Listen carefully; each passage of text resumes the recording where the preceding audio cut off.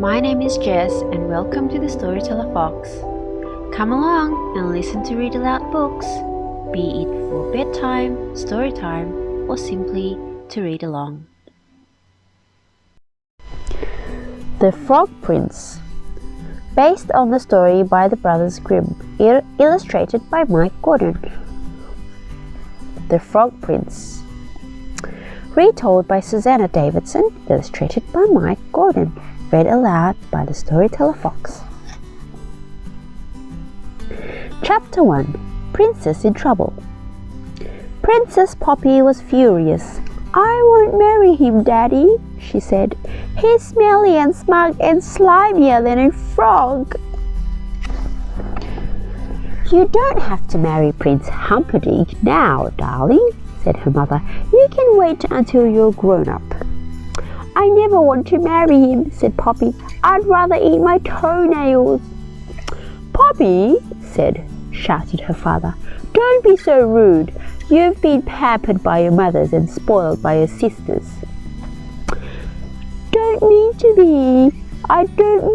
Don't be mean to Poppy, Papa," cried her sisters.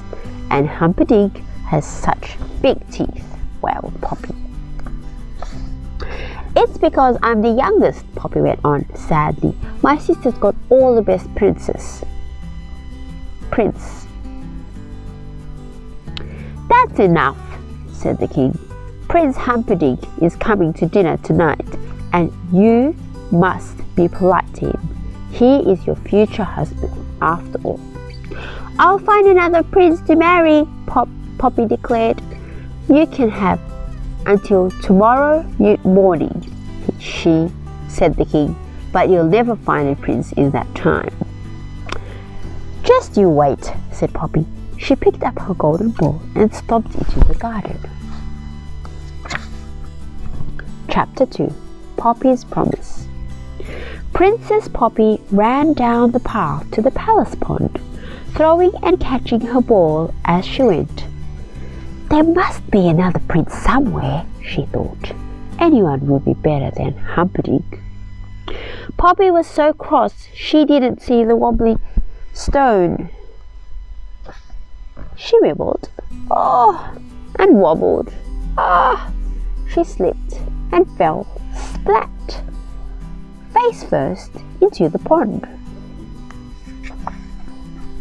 Her beautiful golden ball flew out of her hands. With a loud splash, it disappeared into the deep, dark pond. "I hope it doesn't land on me." "Oh no," Poppy groaned. "My birthday present from Daddy. I'm in big trouble now," she thought. Poppy looked down into the pond, hoping to see the ball. Instead, she came face to face with a pair of big bulging eyes. "Oh," she cried, "a frog!"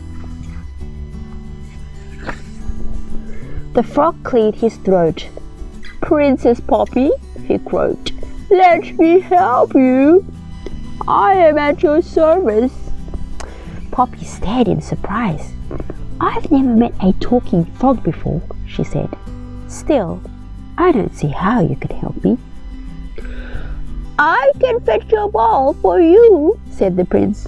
"Oh, thank you," said Poppy. "I suppose you might be useful after all."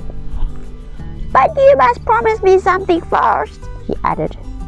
Anything, agreed Poppy. "Promise that you'll let me live in your palace. I want to eat from your plate, drink from your glass, and sleep on your silken pillow." Yuck! "In your dreams," thought Poppy, but out loud she said, "I promise." Chapter 3, Frog to the Rescue.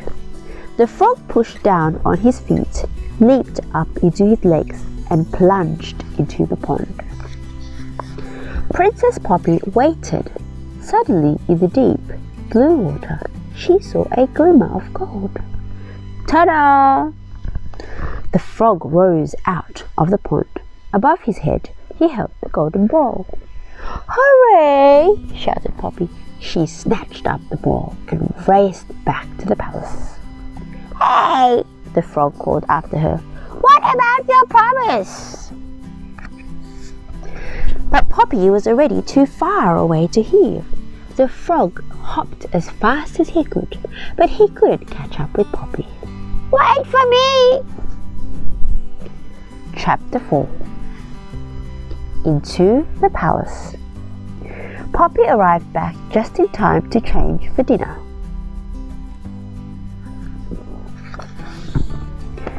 She had to sit next to Prince Humperdinck, who smelled of cabbage. "Greetings, Princess Poppy." Just then, there was a faint tapping sound. "Is someone at the door?" asked the Queen. Poppy had a sinking feeling. She rushed to the door, opened it, and peered outside. "Hello," said the frog. Poppy slammed the door in his face.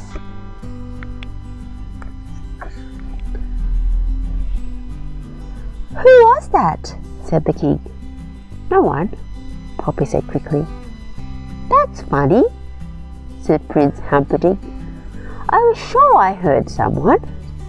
Shh. The tapping noise came again. "Poppy, I really do think someone's there," said the Queen. "I'll ask the footman to look," said the king. "No, Daddy, don't," cried Poppy. "It's only a frog. He rescued my golden ball from the pond," Poppy added. "And I sort of said he could stay with me."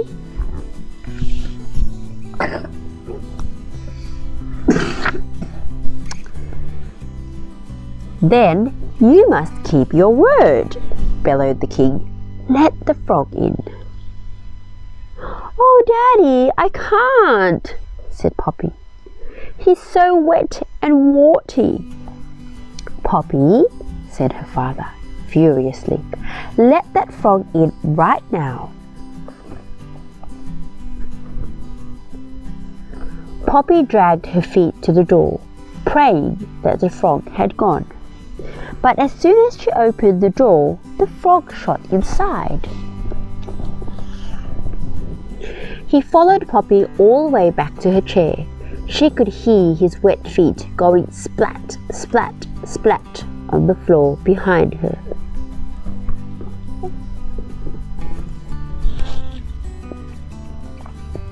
"Poor you, he's the slimiest frog I've ever seen. I thought I'd never make it." "Oh dear," said Prince Humperdinck suddenly. "I'm not very hungry. I think I might be allergic to frogs." "Excuse me," said the frog, "but Princess Poppy did promise that I could eat from her plate. May I sit at the table too?"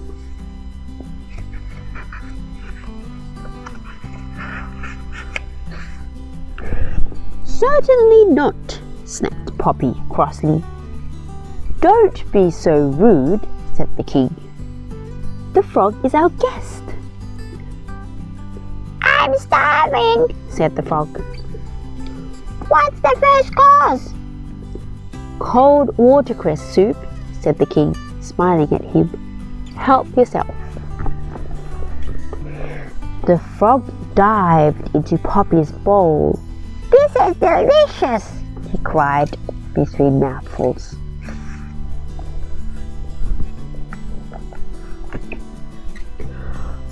"I don't think I'm hungry anymore," said Poppy, as the frog slurped up the last of her soup.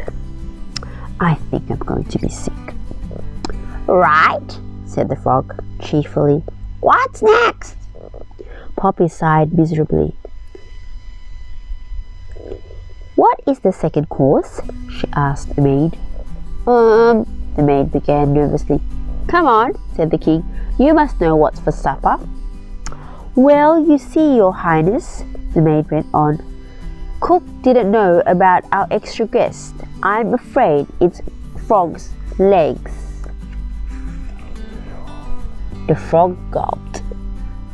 I think I might skip this course, he said weakly. Poppy didn't usually like Frog's legs, but that night she had seconds. Isn't it time for bed, Princess? Said the frog. Oh no, cried Poppy. You're not coming anywhere near my bedroom. But you promised, said the frog. You can carry me on a cushion.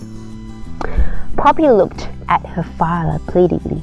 Come on, dear, said the Queen. Don't make Poppy touch that green slimy. Princesses don't break promises, interrupted the King sternly. Poppy took a deep breath, then stretching out her arm, she picked up the frog by the foot. Her sisters gasped.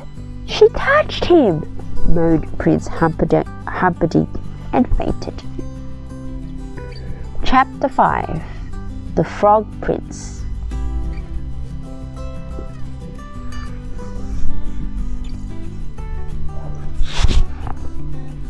Poppy dropped the frog in the darkest, most distant corner of her room before climbing into bed.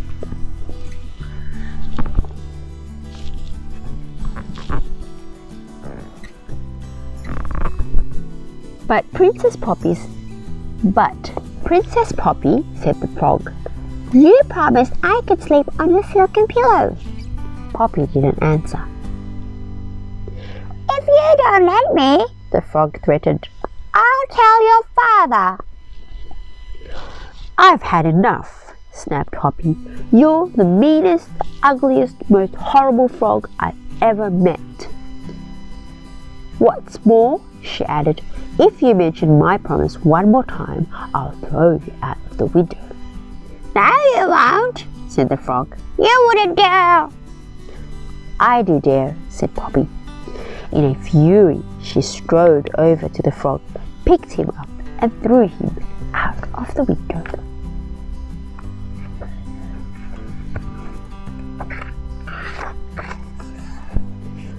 There was a long silence, followed by a loud splat. Poppy suddenly realized what she'd done. She was horrified.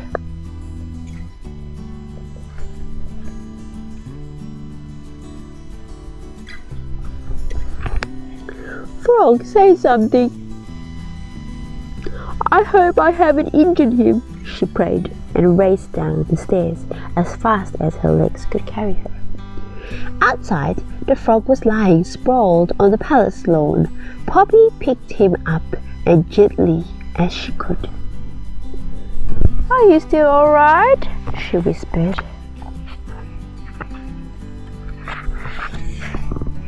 Yes, croaked the frog, carefully feeling his head.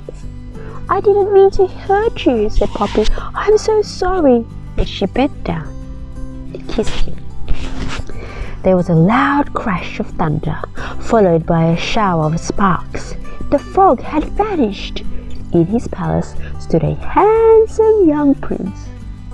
At last, shouted the prince, I'm human again. No more slimy feet, no more webbed feet, no more flies. One by one, the palace windows flung open, and everyone looked out. What's going on? Yelled the king. I'm coming down.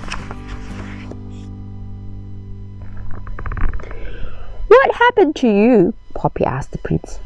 A wicked witch cast an evil spell on me, he said. I could only become human again if a princess kissed me. So it's because of me that you're a prince again, said Poppy, feeling rather proud. Well, yes, said the prince, but you did throw me out of the window first.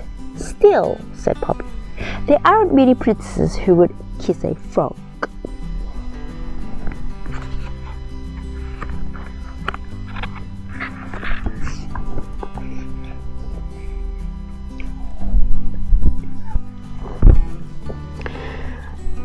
Excuse me, said Prince Humperdinck, but Poppy is going to marry me. No, I'm not, said Poppy. It hasn't been arranged yet. And Daddy, you did say I could find my own prince. That's true, sighed the king with a sigh. In that case, said the prince, getting down on one knee, if you promise not to throw me out of the window again. Princess Poppy, will you marry me? I will, said Poppy. And she did.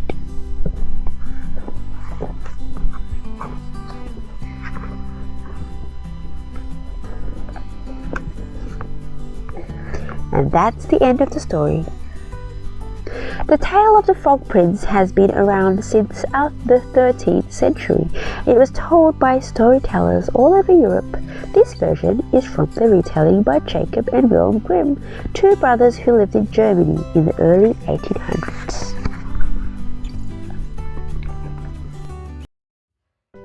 The end. And that's the end of our story time. For more bedtime stories, you can check on our YouTube playlist or listen to more storytime compilations at the Storyteller Fox. Thank you so much for watching. See you next time.